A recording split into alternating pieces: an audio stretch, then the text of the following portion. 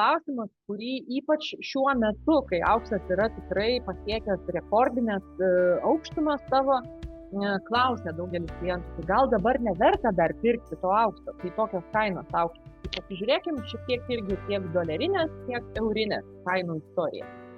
1975 metais, kai buvo praėję 4 metai po Niksono reformos panaikinusios dolerio padengimą auksu, tai yra doleris buvo surištas su auksu, buvo nustatyta jo kaina už 1 unciją $35, tai praėjus 4 metam auksas išbrango iki $165 už unciją. Natūralu, kad žmonės, kurie žinojo, kiek kainavo 71 metais, 75 metais pamatė kainą, ko ne. Sako, mes dabar nepirksim, nes labai brangu, mes dar palauksim. Pažiūrėkim, palaukė jie 10 metų, pabrango iki $310.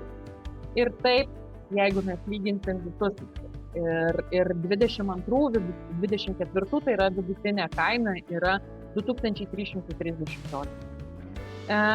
Jeigu kalbėsim apie eurus, matysim irgi labai panašią situaciją. Tai yra kažkada kažkam atrodė 300 eurų už unciją brangu, o dabar turim, pasižiūrėkit, 10 kartų brangiau.